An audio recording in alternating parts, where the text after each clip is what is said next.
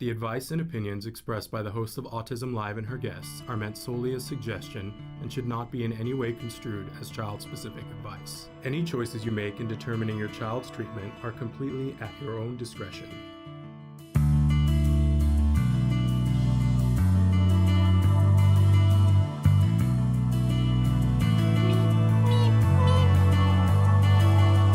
Good morning and welcome to Autism Live on the Autism Network. It doesn't get any better than this, my friends. We're here live this morning with Dr. Temple Grandin, and we're excited to welcome her back. I see that Heather has just written in and said that she watched the movie for the first time this weekend, and it was wonderful. And oh my gosh, how exciting for you, because now you're going to be here live with Dr. Grandin. She's got a new book out, and we're going to be talking about this, Navigating Autism, as well as the rest of her books, and answering questions that you guys have written in. We did ask for questions ahead of time. We're going to give preferential treatment to those, but you can write in the chat right now and say hello to Dr. Grandin. She will be able to see those messages. We are live right now on Facebook, on YouTube, on Twitter, and about a dozen other places. Traven, our fabulous Traven, is going to show you some of those places really quickly. We are also going to remind you that this show is a podcast. It'll be available later on today as a free download wherever you get your podcasts. Autism Live is the #1 rated autism podcast, again, for the second year in a row. We know that that's because all of you like, share, review, and tell other people. You spread the word. So we really appreciate you for doing that. And I know that one of the reasons why you guys love being here is because we have amazing guests, and there's nobody better than Dr. Temple Grandin. So I'm going to go ahead and welcome her in here. Let's get her in here and use as much time as we can to have her answer questions. Hello, Dr. Grandin. Good morning. Hi, how are you? I'm good. How are you? Just fine. I got to start. First of all, loving the shirt with all the dogs on it. Are those particular dogs that you have had? No, it was a shirt I bought years ago at a veterinary conference.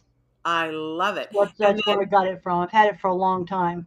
It's fantastic. You're wearing it well, too. And you always put enticing things in the background because you know that I get excited by what's on your refrigerator. But show our viewers what you have there on your desk, because you have some very cool I thought this was so cute. One of our local companies was giving these out. It's a bull in a suit.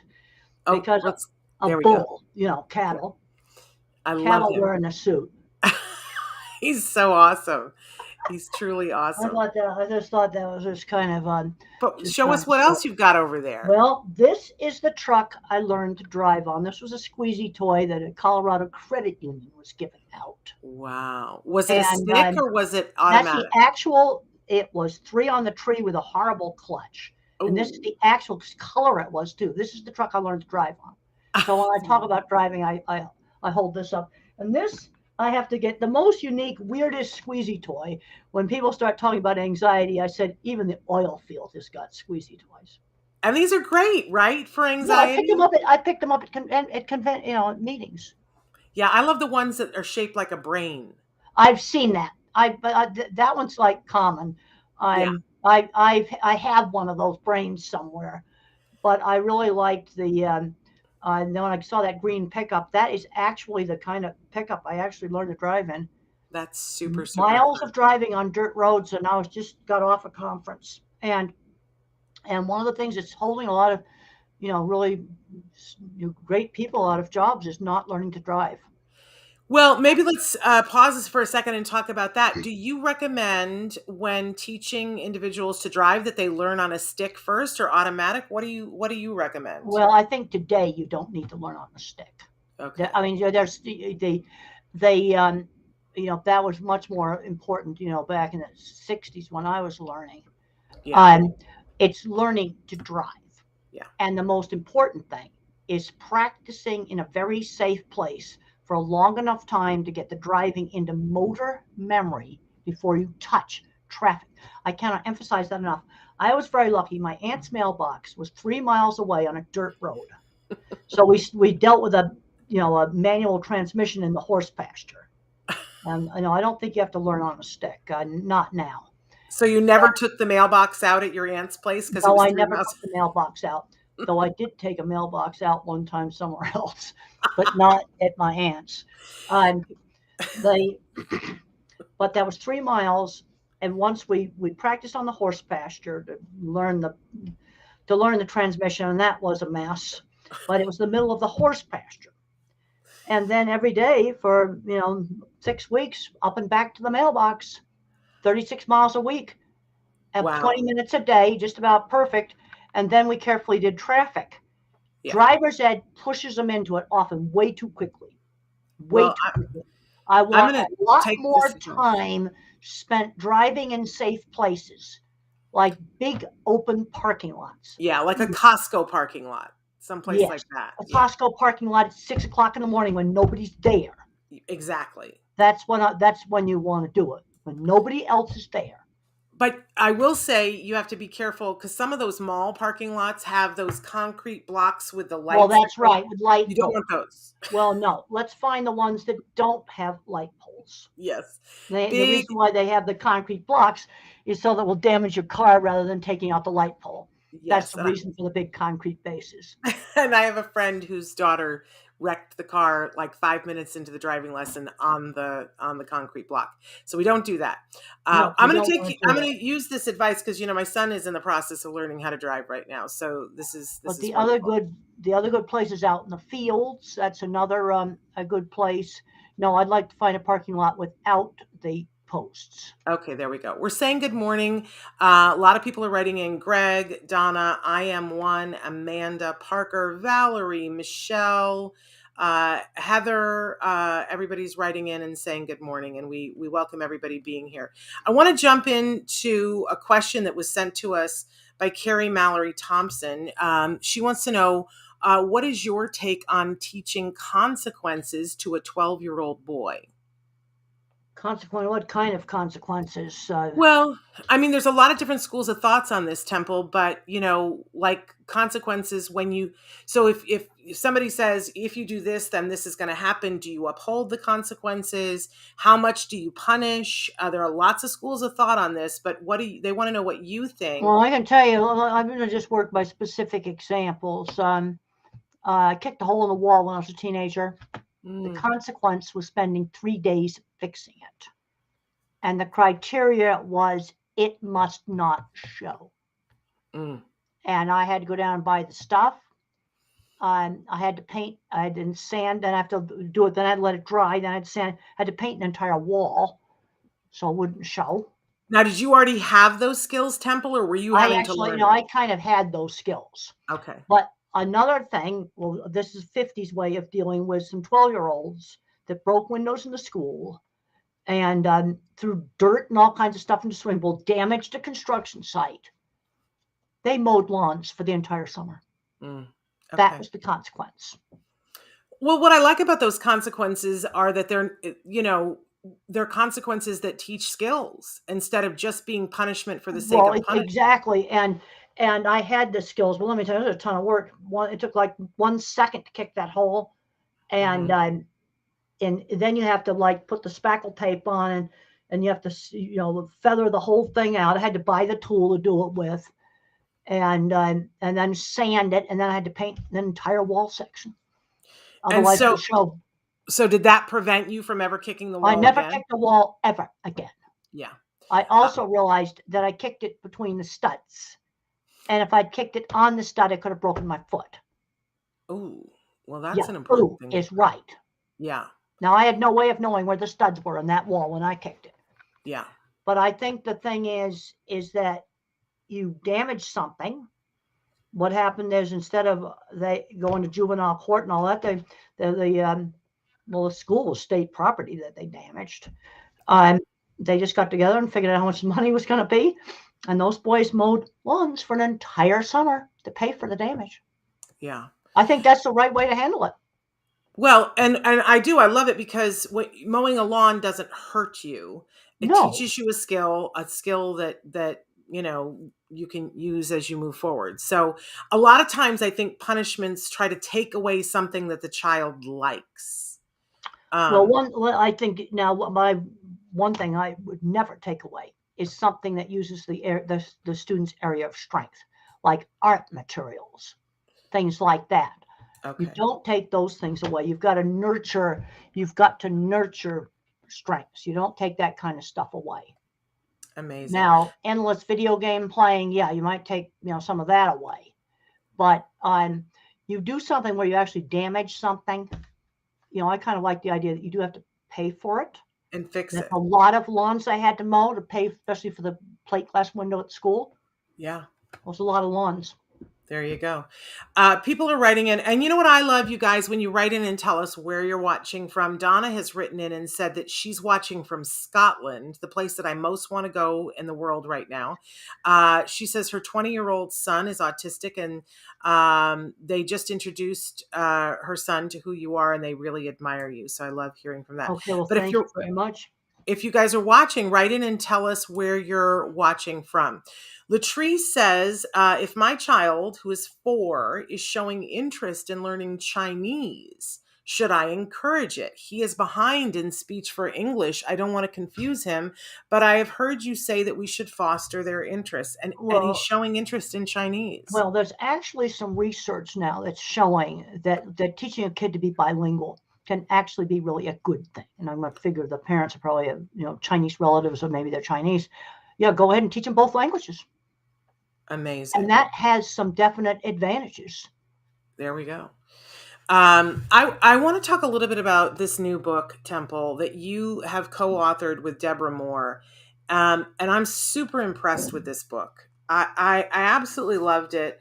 I have to be honest with you, Temple, it wasn't what I thought it was going to be.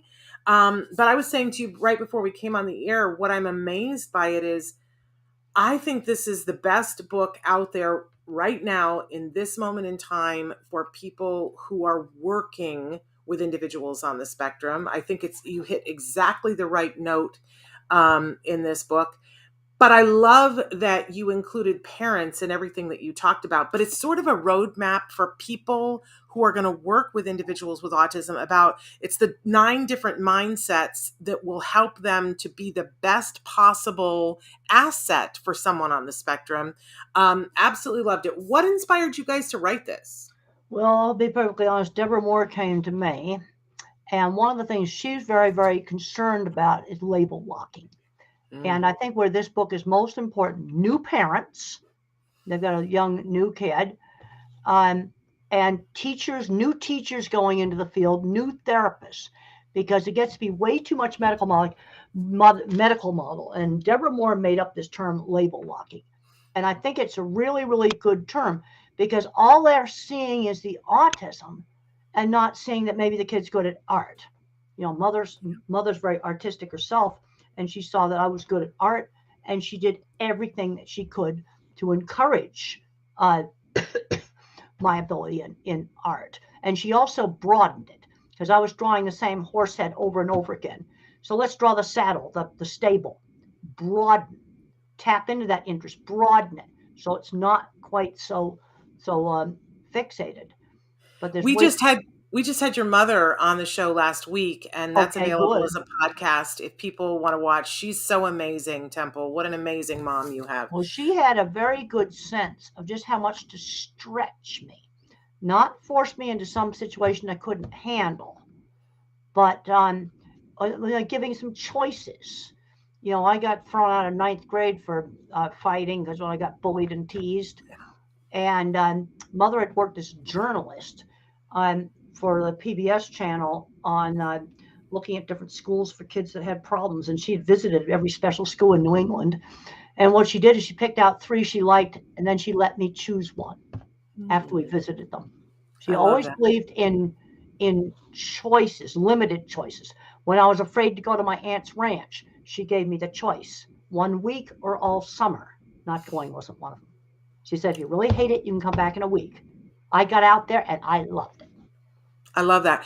Philip, and part of, in keeping with everything we're talking about, Philip wrote in and said, in Navigating Autism, you talk about the importance of looking at the whole unique individual and getting regular comprehensive evaluations. And Philip says, I agree, but this is hard to get physicians and educators on board for.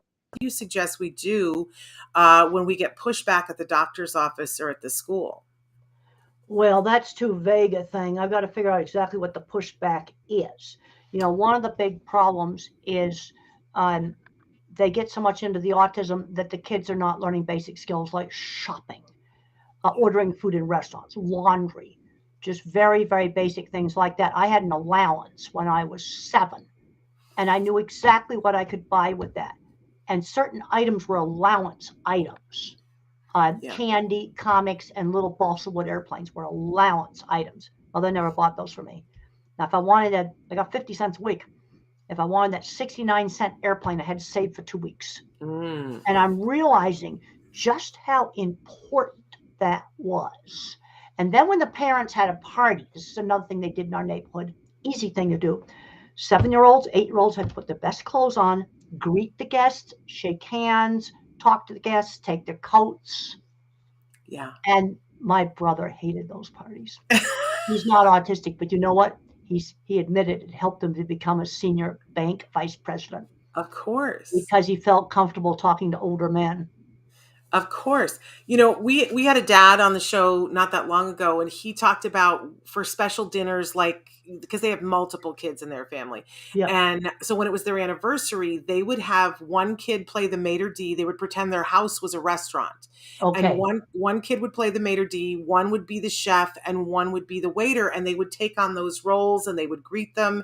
And I thought, what a wonderful thing to do in your house to get your kids like thinking along those lines. Well, but I'm realizing that just the, my parents would have a party like 4 or 5 times a year.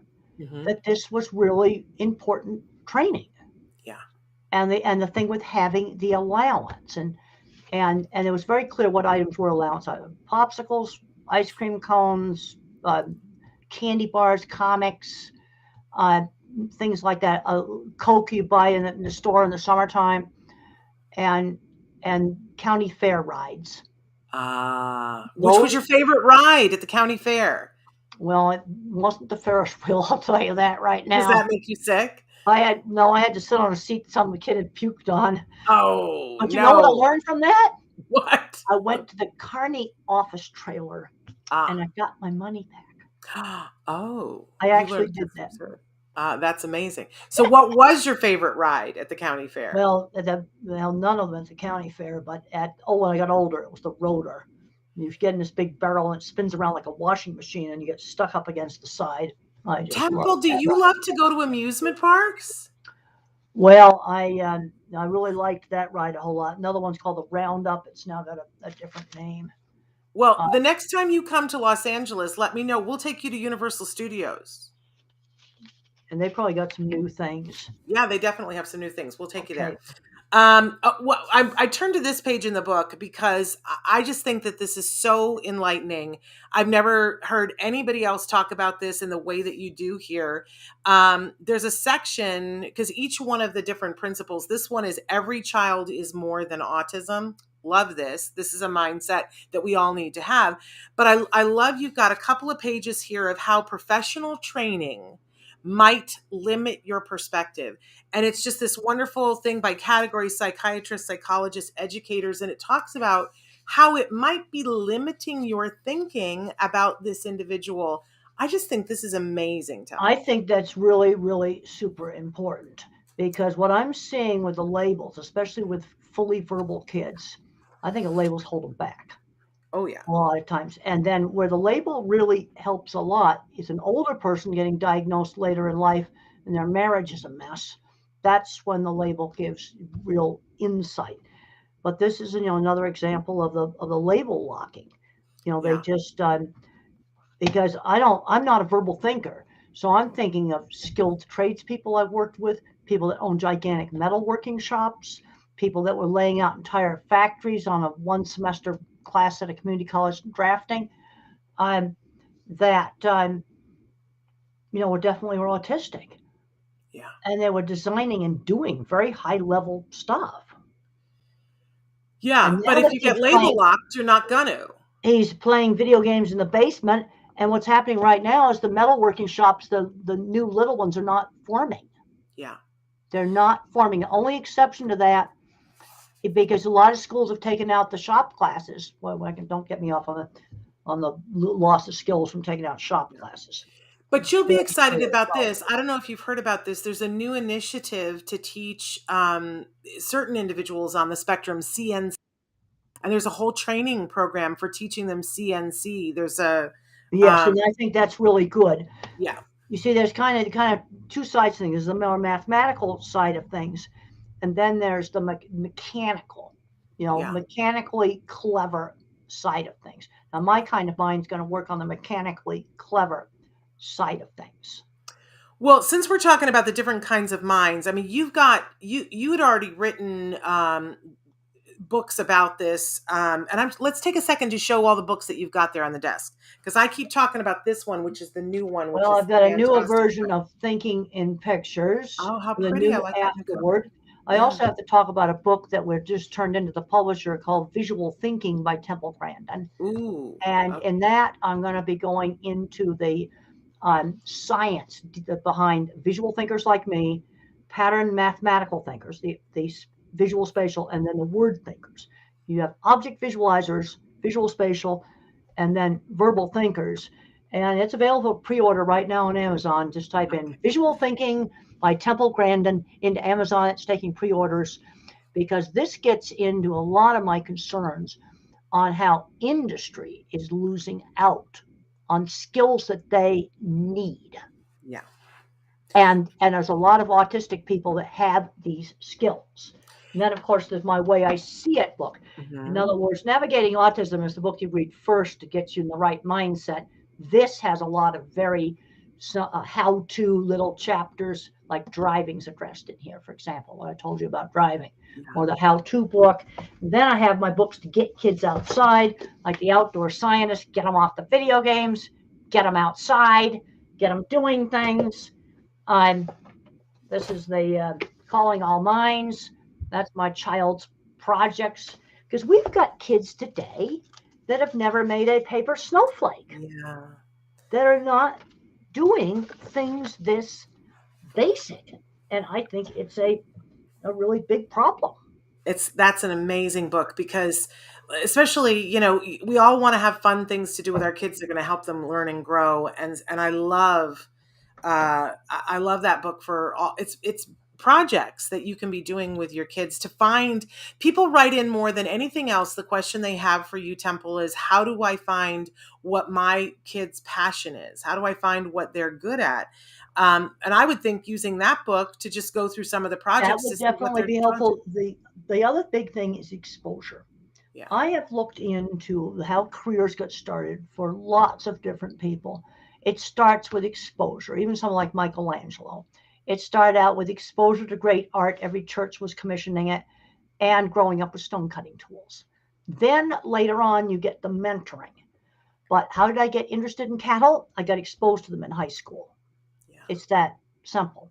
You don't get interested in something you're never exposed to. This is why I'm very concerned that so many schools have taken out art, sewing, woodworking, theater, music. How can you know if you're good with a musical instrument if you've never tried it? Yeah. I tried a little flute, and that did not work for me. But at least I got exposed to it. You've got to expose kids to lots of different things, and then you'll see what they kind of gravitate towards.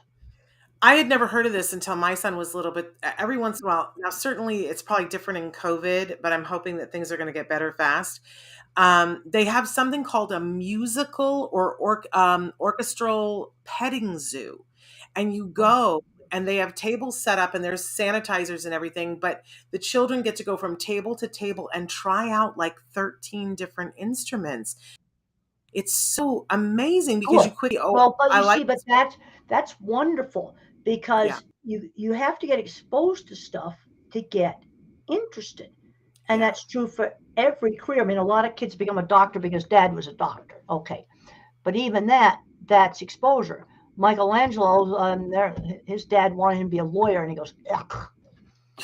Don't want to learn Latin, drops out of school at age 12. Yeah. But I think you're absolutely right, because one of the instruments they had there was a harp.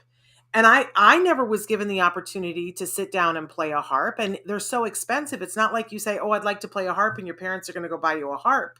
No, they're But not. to be able to sit the kid there and have them play it, we might be missing out on some beautiful harpists in life by Well, not giving them the opportunity. a lot of kids today are not growing up getting exposed to enough different things because they get asked all the time. I got involved in the cattle industry. I grew up in the suburbs of Boston, Massachusetts.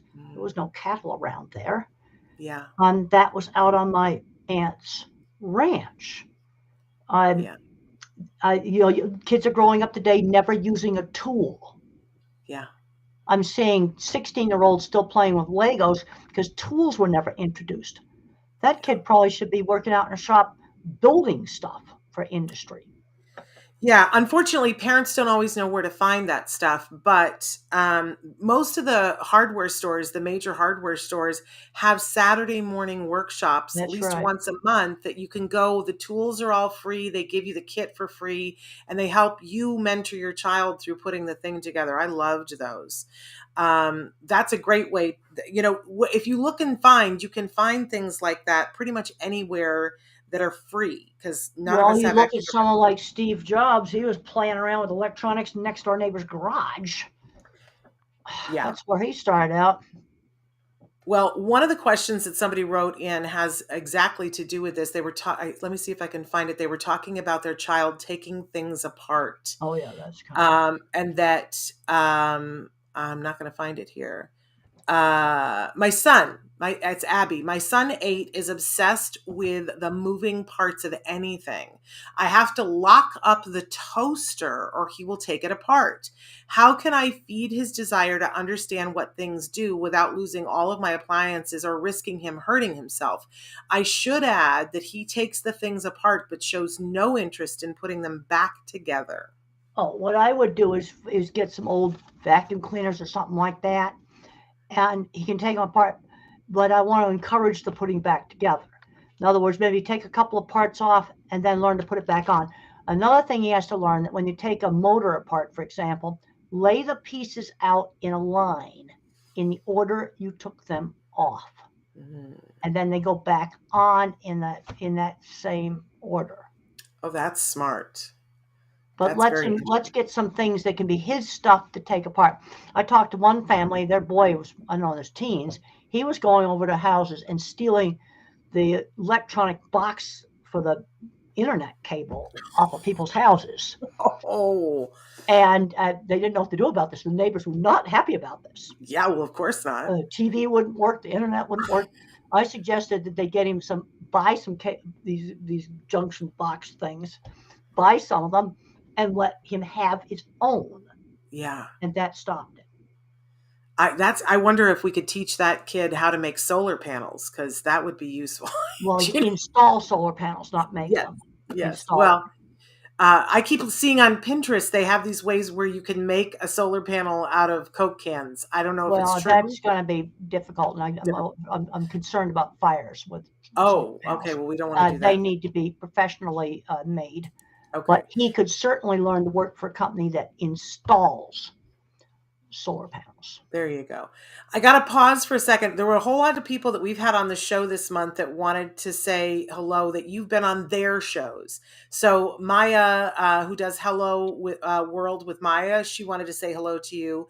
Sarah wanted to say hello. You were on her podcast and you talked about translucent products for better learning. And she wanted you to know that Simon Majumber from the Food Network, he's a chef at the Food Network. Because of that interview, he started using clear pots and pans to demonstrate cooking because you said that would help with education. Translucent. Well, if you can see stuff another thing I've talked about, some people have visual processing problems. Yeah. And when they go to read, they see the print jiggle on the page. They have problems with certain types of LED lights flickering and making the room sound be like a strobe light. Have to change the lighting. When people ask me about environmental problems in an office, big number one's lighting. Yeah, that has to be fixed. But there's some individuals that if you print the work on like here, like the back of this book's pale lavender, print the work on maybe pale lavender, pale tan, pale gray. pale green or pale blue papers, and you let the kid pick the paper. I've seen that save college careers. Nobody That's knows why that works, but it sometimes does. And you're talking about something that's totally safe. yeah, Might cost you $5 to try it at the most, yeah. and you'll know in 15 minutes whether it works. It's interesting, Temple, because when I used to teach, we had students who had dyslexia, and we would get those clear That's plastic right. sheets and colors and put it over the already That's printed that's sheet. the same thing. Yeah, That's the same thing.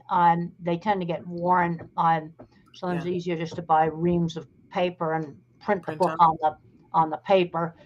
Never Um, thought of that. but those overlays sometimes work, and Yeah. nobody really knows why these things work. But in your brain, you see back here in the brain, there's circuits that for color, shape, motion, and texture, and then the brain has to create a graphics file out of that. Something's wrong with that system. And all they know is when strokes damage it, you get weird things like maybe stop motion coffee pouring, like that. Oh, interesting. Fascinating. Now, we also want to say that if people don't get enough of you here, you are going to be on the very next Ed Talk that is by the Ed Asner Family Center. That's going to be on April 26th. They're doing the best of autism on that day. And Temple, you're going to be there as a part of that live Ed Talk, along with the amazing Chelsea Darnell is going to be there, as well as Chelsea does the movie talk with Chelsea Darnell. She's amazing. And Izzy Paskowitz from Surfers Healing will be there, as I will be there representing Autism Live, but we're letting people know that you will be there. It's the first time for you being at an Ed Talk at the Ed Asner Center. I'm excited about being there with you. Are you excited about that, Temple? Yep, I guess I'll check it on my calendar. Yeah, it's there.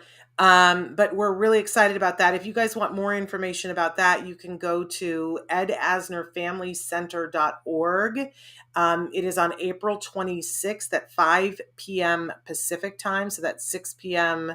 Mountain time. And what does that make it? 8 p.m. Eastern time. I'll let you guys do the math on it, but we'll be excited to be there with you, Temple. Okay.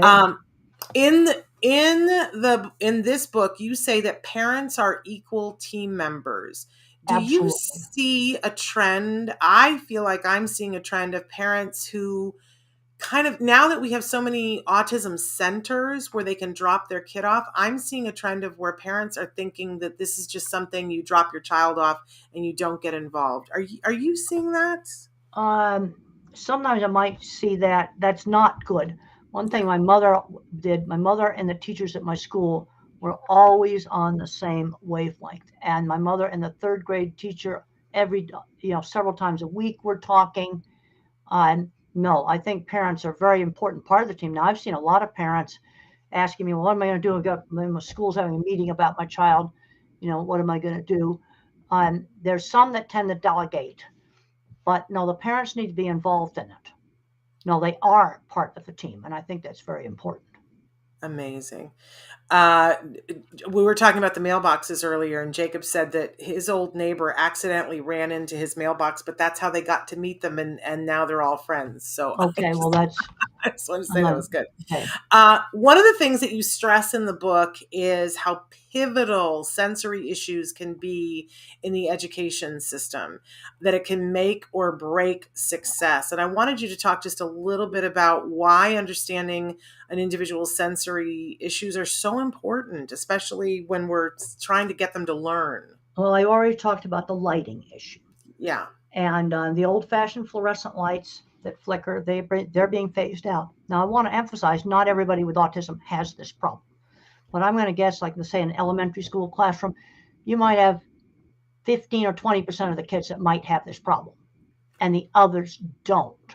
Now, one of the ways that you can screen for that is if the child is terrified of escalators.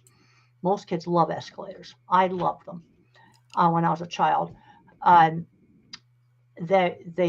a sign that there's a problem because they can't see how to get off the escalator. Also, you ask them if they ever see the print jiggle on the page. And if they do, then we got to look at the lights in the school. And do the lights flicker? Now, if you're in a school with big windows, maybe you can turn the lights off and put the desk over by the window. If you don't have big windows, you're going to have to change the lighting. This is one of the few things that for certain individuals is a has to fix, because it's flashing like a strobe light. Yeah. Well, and of course, Dr. Stephen Shore, he talks about that he went in to start teaching college, and the only way he could do it was by wearing a build hat. Well, wearing the hat blocks, most of those lights are on the ceiling. So wearing a hat helps to block it. That can sometimes help. No, he's absolutely right about that. Now, it's one thing to go in and teach a single class in that room compared to being in that same room all day. You see, in college, you're usually moving around in different rooms. Yeah. But that's that can be a very big problem for some people. And it can prevent you from being able to learn or to teach. You can't learn if the room's flashing like like some kind of strobe light thing. Sensory problems, noise in the cafeteria. Now, some noises you can help it if the child controls the noise. There was one boy terrified of the buzzer on the scoreboard in the gym. So they took him down to the gym when no one was there and let him play with the button, turning that buzzer on and off, and he started playing tunes on that buzzer. So that is where they control it. When I was in first grade, I was terrified of Mr. Russell's gigantic vacuum cleaner with a gigantic bag. Well, I'm sure it wasn't that big, but when you're kindergarten and first grade, it looked really big. Well, one of the ways to have gotten over that would have been to let me turn it on and off and watch the bag deflate and inflate. That might have gotten me over being afraid of Mr. Russell's vacuum cleaner. There you go. Anthony had written in and said it's World Autism Awareness Acceptance Month. What kind of work do you want to see to improve more in order to support our autism community? Well, that's kind of vague. Big. Parents ask me all the time, new parents, where do I get help? I always suggest contacting a local support group, parents in the community. Then they're going to know what the resources are in that community, because I can't know the resources that are in every community. Yeah. And then I also recommend some of my books, Navigating Autism, The Way I See It. Those would be books I would recommend to parents of a 3-year-old. The other thing I run into a lot, especially in the low-income areas, in certain parts of the U.S. where there's no services, you got a 3-year-old that's not talking. They might have to wait 2 years for a diagnosis. And I tell them, don't wait. You already know he doesn't talk, and his behavior's not really he's really different. The worst thing you can do is wait.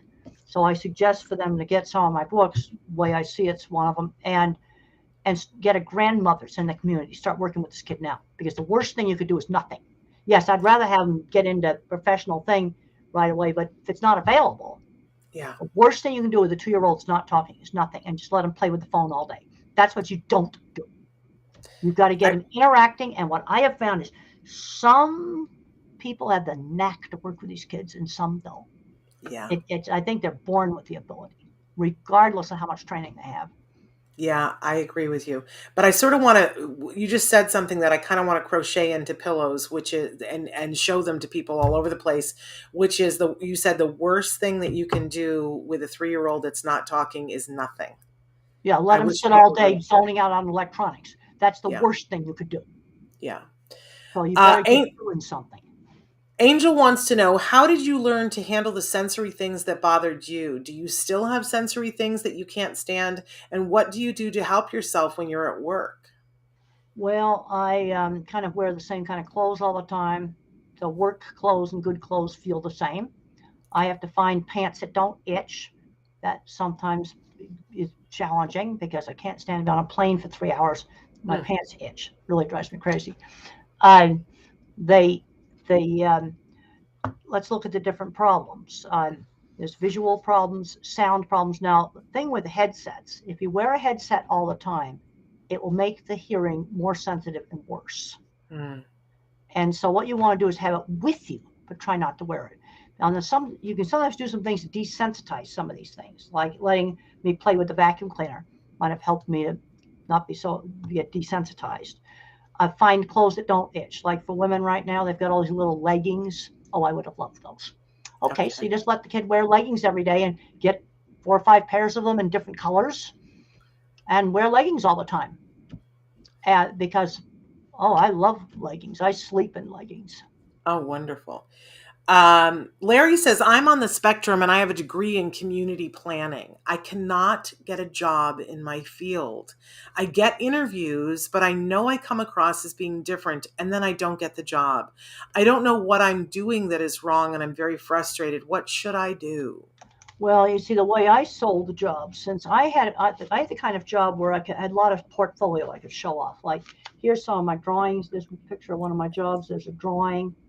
And so the way I did interviews, since I had things to show off, was I'd show the drawings and I'd show the pictures. And when I was in high school, I had a little sign painting business and I had pictures of my signs. And that's how I sold the jobs. An interview for me was lay the drawings on the table, put the pictures on the table. And then I wrote for our State Farm magazine. And when I turned in my first article, I had a good first article. There's that scene in the movie where I go up and I get the editor's card. I saw that back door. I knew if I wrote for that magazine, that would really, really, really help my career. Yeah. And then I delivered a decent article. Now, community planning, I know somebody that got a job laying out meat factories. He'd taken a 1 semester class in computer drawing. He showed an engineer at the plant a homework assignment he had done.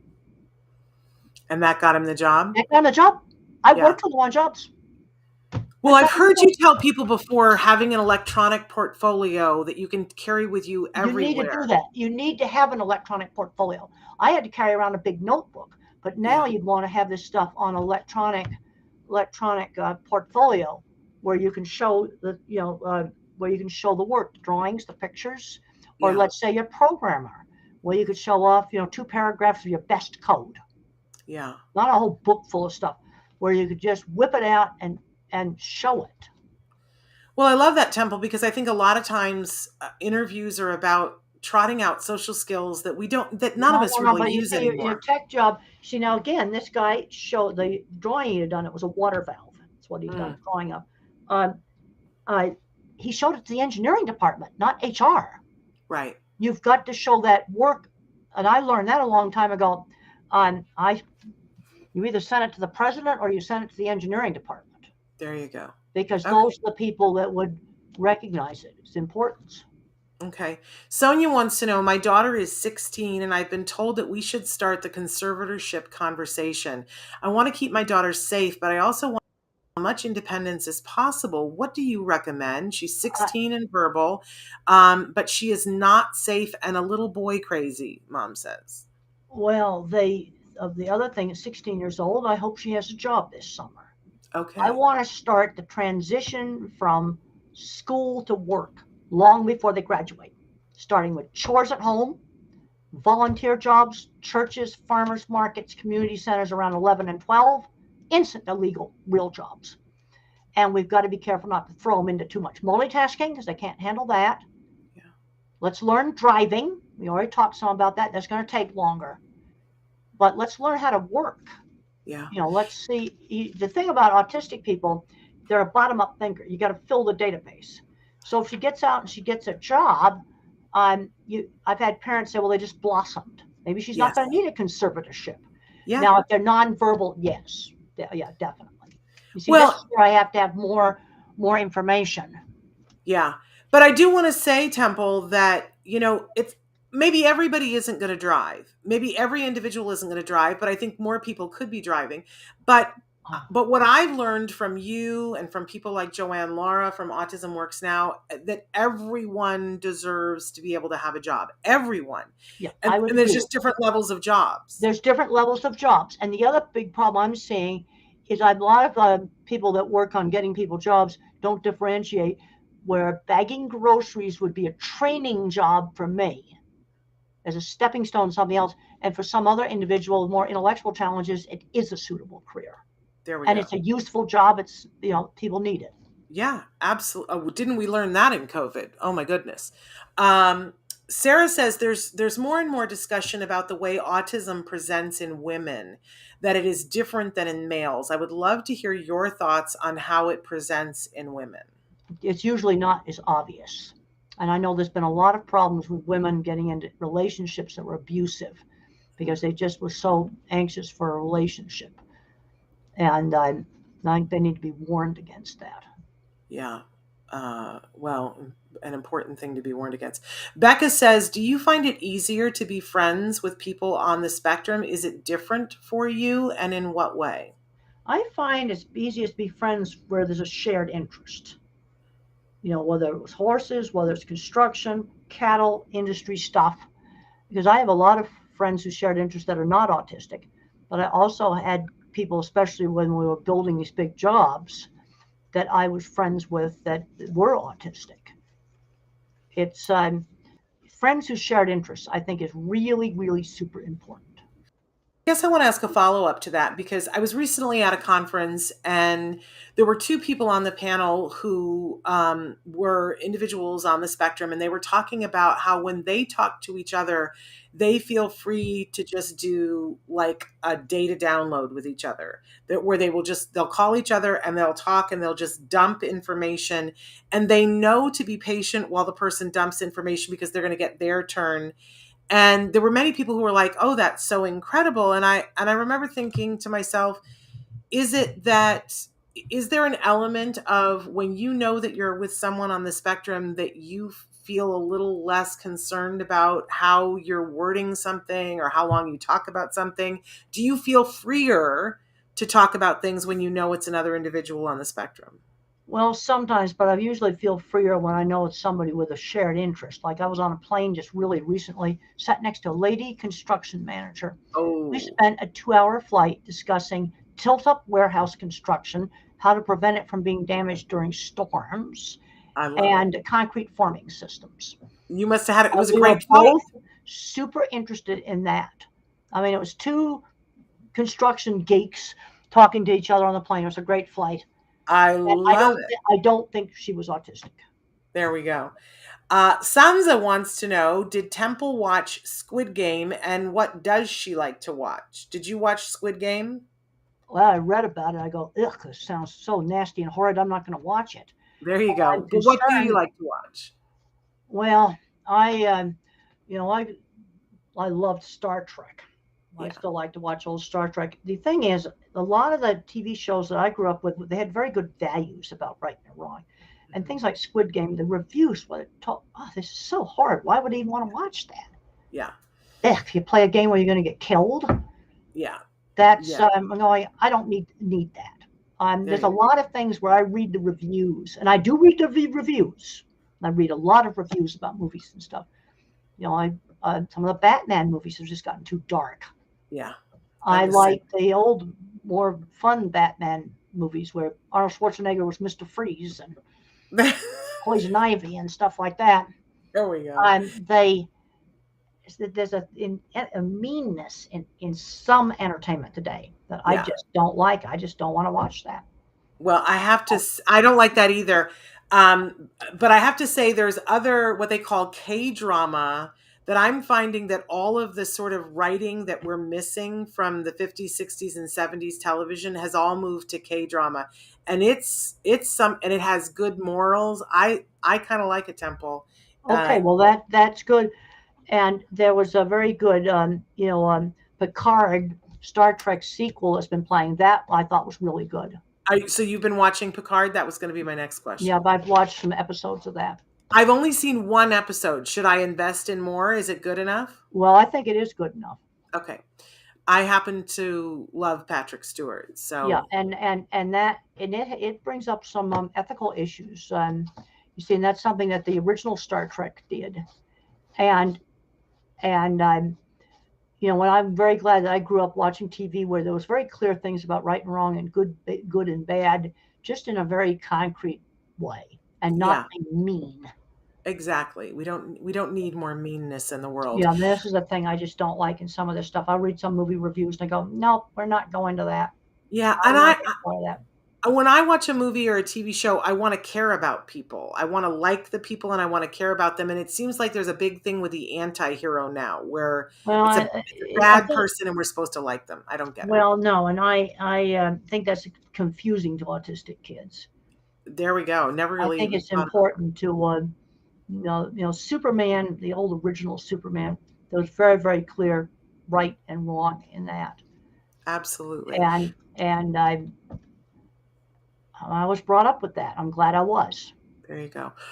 You just reminded me, we had a dad who was on the show a couple of weeks ago. He's an autism dad who is a computer engineer. He's written a book called Apollo Autism. Did he get that to you, Temple? No, I don't think so. I think you might like it. Yeah, I think I know. I've never heard of that.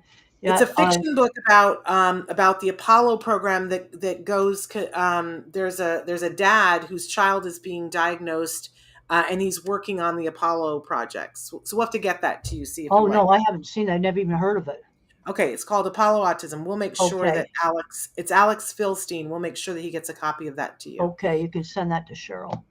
Because we know that you are a fan of NASA and everything to do with NASA. Oh, yeah, I'm a very big NASA fan. I've been to many of their facilities, so I totally geek out on visiting NASA facilities. Well, and you probably remember I got to go with you the one time. You got me into Houston. Oh, yeah, that was so much fun. You got to go in the control room. Oh, that was... So I still have the footage from that, Temple. I got to find time to edit it into something. We're going to make a mini doc at some point. Okay, no, that was just wonderful. Thank you for taking me there. Oh, Temple, it was the pleasure of my life. Are you kidding me? To be with you and like 4 or 5 astronauts all day and just follow you and astronauts around. And one of them was a veterinarian who was that was good. That was a pretty good day. I know we're running out of time because you have a class that you have to go teach. But there was another question that I had and I can't find it. But let's take a second to talk about the books again, because this one is the new one that's out right now. But tell them again about the one that's available for pre-order that they can get on Amazon right now on visual thinking. The title is Visual Thinking. Now you need to put in Visual Thinking Temple Grandin, because there's some other things on Amazon with visual thinking in the title. Visual Thinking, Temple Grandin. And in this book, I go further into the different kinds of minds. In my book, The Autistic Brain, I had some of the initial research. In The Autistic Brain, I had some of the initial research. But this goes deep into the literature that shows that object visualization, like what I have, which was shown very nicely in the movie, and visual spatial pattern mathematical musical are actually 2 different kinds of thinking. And then also studies on word thinking. I also I'm very concerned about lost skills in industry, all kinds of industry. I'm concerned with our educational system, strict algebra requirements, actually now in California, would screen me out of high school. I talk about how visual thinkers are needed in engineering to prevent really serious disasters like Fukushima, for example. Watertight doors would have saved it. Mathematician doesn't see the water flood in the site. Visual thinker does. But a lot of people are going to be interested in this. Also, I discuss the jobs for different kinds of thinkers. That's also discussed some in The Autistic Brain. I think we really need to be working on this, because I'm concerned that totally verbal, very abstract, overgeneralized, is kind of taking over the school systems. Yeah. And we're losing skills. I mean, right now, if you want to build a poultry processing plant, how about 100 shipping containers from Holland, a high-wage country? It's because they haven't taken their skilled trades out. Wow. We need some of these kids who think differently. And this is a very important conversation. You delve into this a little bit in this book where you talk about the different brains. But then what I loved is that you give examples of here's what it looks like when the child has this kind of thinking. And here's how you would be the most effective at educating this brain. And here's how you could be ineffective by teaching to them in the wrong way. Well, let's look at math kids, for example. One big mistake that people make, verbal thinkers make, is make the math kid show his work. That's not how their mind works. Yeah. They think in a totally different way. I've run into this one over and over and over again. It just frustrates the smart math kid that ought to be moved ahead in math. Yeah. And then mother always encouraged my ability in art, using different media, doing many, many different things. That was really important. You want to take that thing they're good at and expand on it. Of course, I Absolutely. grew up using tools. Visual thinkers like me, it's going to be art and mechanical things, building things, and then also things like graphic design, photography. Those are another, and animals. Those are things that my kind of mind are good at. They all come Wonderful. together. I have one last question for you from Holden. Holden wants to know if you could meet one person and have lunch with them, who would it be and why? Oh, I'd like to have lunch with Elon Musk. That would be I wonderful. I was betting on that. I thought, Yeah. and why hasn't Elon Musk met you and had lunch with you yet? I don't know, but I watch all the stuff. When he did the first SpaceX trip up the space station, I geeked out on like 3 hours of live feed going to the space station. I watched the whole thing. Yeah. Well, That's he needs to. He's not buying Twitter now, so he needs to find time to put you on his schedule to have lunch. Of course, we would want to be there to have cameras, but we would not be there. You would want to have puts that a lot of emphasis on the importance of manufacturing. Yeah. When he gives a tour of his car factory, you can see he loves his car factory. Oh yeah. He is what he does. You see, this is why people are talking all the time about identity. It's important for me to have interesting careers, really important. Now, I think my big purpose is to help the younger people be everything they can do and get out and have a life and get out and have good careers and contribute. Amazing. So I know you have to go to teach a class, but we want to remind everybody that if they want to see more of you, they can join us on the 26th of April, the Ed Asner Family Center. Dr. Temple Grandin I can't even say your name anymore. Dr. Temple Grandin will be there live on the 26th. The Ed Asner Family Center. You can see teafc.org. I will also be there, as will Chelsea Darnell, Izzy Paskowitz, and of course, Nava Paskowitz, Asner, and Matt Asner will be there as well. So we'll look forward to that. Temple, you're amazing. We're encouraging everybody to go get all of your books, but whichever one they need right now. Everybody's saying thank you and amazing books. They can go to Future Horizons to get your book, fhautism.com, or is it org? Yeah, no, it's .com. And then there's also templegrandin.com, correct? Yeah, I've got books on there, and I've got a lot of livestock books on Grandin.com. Grandin.com is livestock, and templegrandin.com is autism. Okay. Well, we're moving in. This is the last time that we're going to do this from home. Temple, we're finally moving into our new studio. The next time you're in LA, I'd love for you to come see our studio. And the invitation is open. We'd be happy to take you to Universal Studios. Okay, great. Wonderful. Thank you so much. And I'm going to leave the studio now because I've got to go teach a class. Thank you, Dr. Grandin. You're very welcome. Bye-bye. Okay, goodbye. Just reminding everybody that throughout the rest of the week, we've got a pretty big week here. Tomorrow, it's Ask Dr. Doreen with Dr. Doreen Grampichet, answering your questions live and in real time. On Wednesday, if the schedule permits, because, actors sometimes get pulled away. This is huge, you guys. Kobe Bird is scheduled to be with us on Wednesday, as long as he doesn't get work on Wednesday, which, if he got work, then we'd be happy for that too. And we'd reschedule. But we are hoping, fingers, I don't know whether we should even hope for that or not, but Kobe Bird will be with us supposedly on Wednesday. And then on Thursday, we've got two amazing authors who are going to be with us. One of them, it's the book, The In Sync Child. And then Lee Meriday Porch is going to be here with us. She's got a new book out. She's an amazing mom blogger, hilarious, so amazing. And she's got a new book out. And I guess that there's a part in the book about she was scheduled to be on Autism Live many, many years ago. And it was that day that we all have where, nothing can happen. And I haven't read that section of the book yet. I can't wait to hear. But apparently she was not able to be with us that day because her life was calling. And of course, life goes on. But finally, all these years later, we're going to have Lee on and she can tell us all about her new book, which is really wonderful. I want to thank all of you for being here with us and for being a part of this conversation with Dr. Grandin. Please tune in tomorrow when we have Asked Dr. Doreen. And don't forget, there'll be more of Dr. Grandin live on that Ed Talk on the 26th of April at the Ed Asner Family Center. So we'll look forward to seeing all of you then. I'll be back tomorrow with Dr. Grandin, or not Dr. Grandin, I'll be back with Dr. Grandpichet. That'll be tomorrow. Until then, give your kiddos a hug from me and one for you too. Bye-bye for now.